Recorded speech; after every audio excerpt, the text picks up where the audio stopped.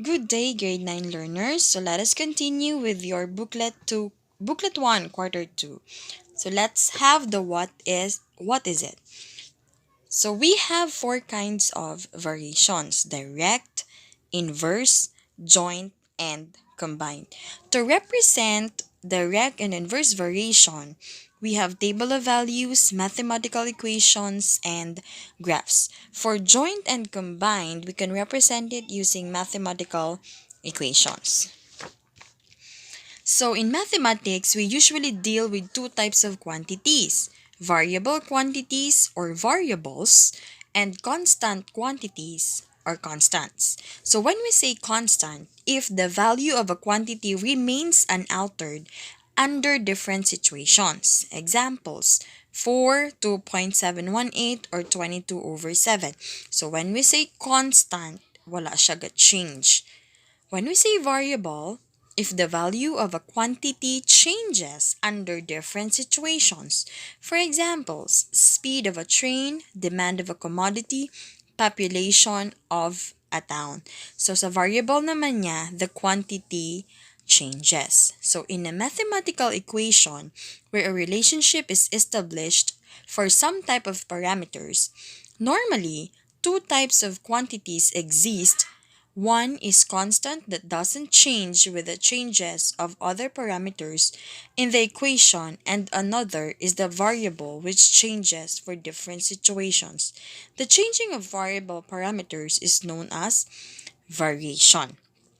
Variation can be of different types according to the pattern of changing or relationships of variables. These variations are direct, inverse, joint, and combined. So let's start with direct variations. It is a variation in which variables change proportionately. Example, either increase or decrease together. The quotient or ratio of two variables is a constant. So when we say direct variation, if one variable increases, the other also increases. Or if one variable decreases, the other is also decreases. So these are the ways of illustrating direct variation. We have statement or verbally, mathematical equation or algebraically, table of values or numerically, and graphically. So for the statement, we have y varies directly as x. The constant of variation is k. So, hapos na siya intindihon kay may word na nga varies directly. So, it means direct variation. For mathematical equation naman niya, y is equal to kx, where k is your constant of variation. Or if you're going to get the constant, you are going to have y over x. In table of values, so for example, y is equal to 3x, wherein your constant of variation is 3. So let us use this in table of values. Y is equal to 3x. So our x is 1, 2, 3, 4, and 5. So all we have to do is substitute x to the given equation. So if x is 1, 3 times 1, your y is equal to 3. If x is 2, 2 times 3, your y is 6. If x is 3, 3 times 3, your y is 9. If x is 4, 4 times 3, your y is 12. If x is 5, 3 times 5, your y is 15. So to get the constant of variation, we have y over x. So our y here is 3 over 1, which is x. 3 divided by 1 is 3. Your y is 6 divided by 2, 3. Your y is 9 divided by your x3. 9 divided by 3 is also 3. 12 divided by 4 is 3. And 15 over 5 is also 3. So it means our k, or constant of variation, is equal to 3.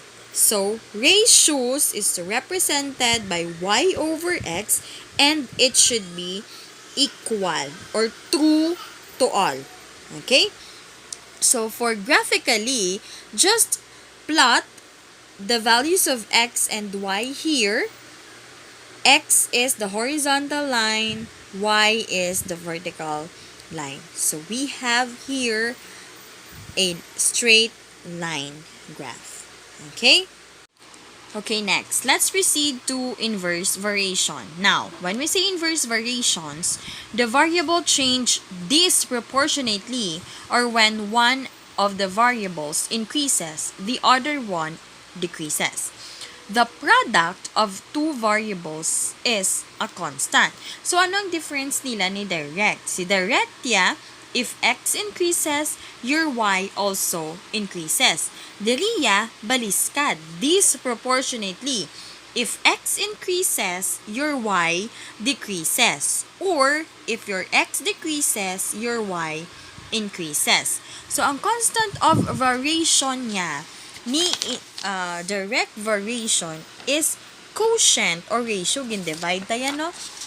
Si inverse product. It means i-multiply mo So, we have here again the 4 ways to illustrate the inverse variation. So, for the statement, inverse variation, we have y varies inversely as x.